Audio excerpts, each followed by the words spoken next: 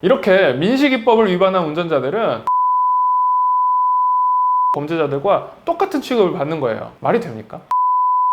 안녕하세요. YK교통의 도로왕 김지훈 변호사입니다.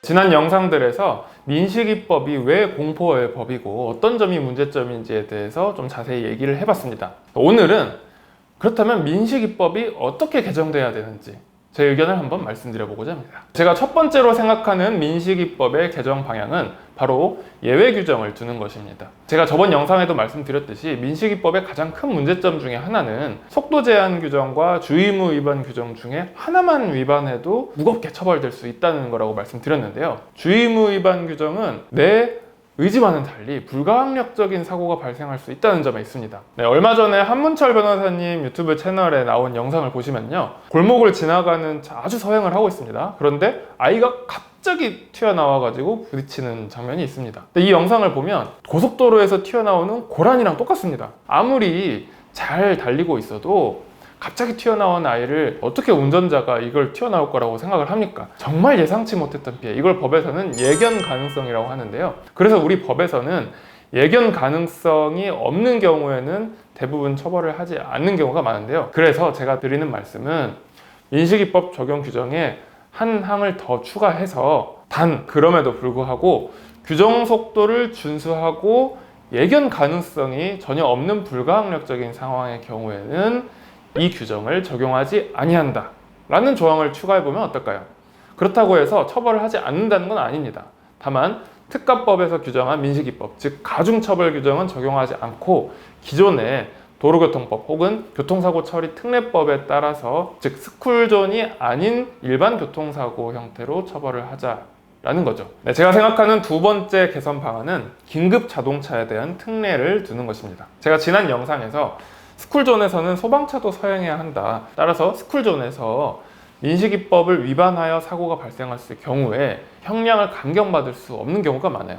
그런데 아이가 사망해버리면 벌금 규정이 없고 바로 징역형이 규정되어 있기 때문에 이분들은 공무원직을 당연퇴직돼서 공무원에서 잘릴 수가 있는 상황입니다. 실제로 지난 영상에서 한 소방관님이 단 댓글에 따르면 스쿨존에서 서행해야 되는 이 민식이법 때문에 긴급 상황에서 골든 타이밍을 놓치고 그래서 사망률이 예전에 비해서 늘어난 것 같다라는 말씀을 해주셨어요. 이런 것처럼 민식이법에 긴급 차량 특례 규정이 없는 것은 명백한 입법 공백이라고 생각합니다. 세 번째 개선책은 스쿨존에서 불법 주정차하는 차들에 대한 처벌 규정을 강화하자는 것입니다. 민식이법의 가장 큰 문제점 중에 하나는 예견 가능성도 없는 갑자기 뛰어드는 아이들을 발견하지 못하는데 여기에 대해서 너무 심하게 처벌한다는 게 있잖아요. 스쿨존에서 불법 주정차된 차들이 있으면 사각지대가 생깁니다. 그런데 불법 주정차된 차들만 없어도 시야 확보가 훨씬 용이하고 사고 예방에 도움이 될 거라고 생각합니다. 게다가 뻔히 불법 주정차 구역인 걸 알면서도 차를 댄 사람들은 예견하지 못했다라는 변명을 할 수 없을 테고, 따라서 이런 사람들에게 과태료를 엄청나게 높이 올린다든지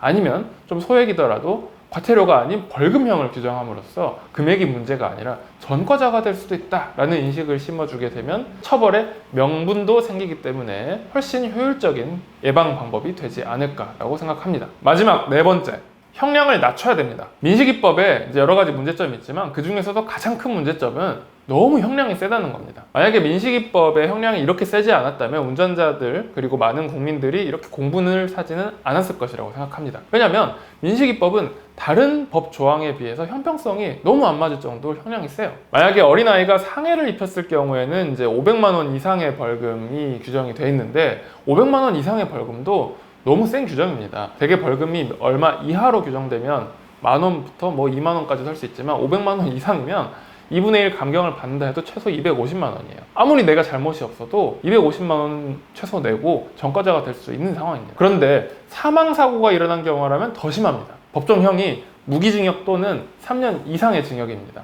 감경을 받아도 1년 6개월이에요. 공무원인 경우에는 당연 퇴직해야 되고, 그리고 아무리 집행유예를 받는다고 해도 징역 전과자가 될 수 있는 것이죠. 자, 그렇다면 민식이법에서처럼 무기 또는 3년 이상의 징역형을 법정형으로 규정한 다른 죄는 뭐가 있는지 한번 살펴보겠습니다. 그 민식이법이 규정된 특정범죄 가중처벌에 관한 법률에서만 보더라도 여러 가지 조항이 있는데요. 위험운전 등 치사상, 음주 또는 약물의 영향으로 정상적인 운전이 곤란한 상태에서 차 사고를 내서 사람을 사망하게 하면 무기 또는 3년 이상의 형에 처합니다. 자, 그리고 보복범죄 가중처벌 규정에도 같은 형량이 규정되어 있습니다.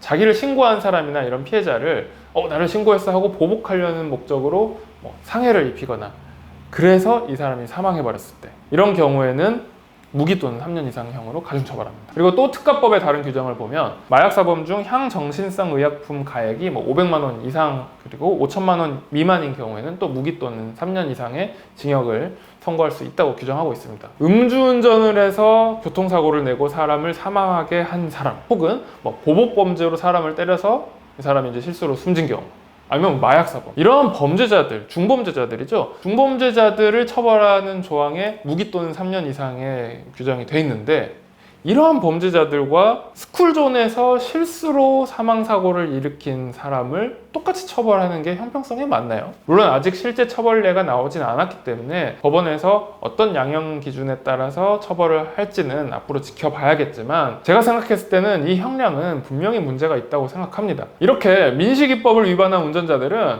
음주운전하고 사망사고 낸 교통사고 범죄자들과 똑같은 취급을 받는 거예요. 이렇게 형평성이 어긋난 민식이법의 법정형, 반드시 이 형량 개선되어야 합니다. 민식이법은 어린아이를 보호하고 사고를 예방하자는 취지는 굉장히 좋은 법입니다.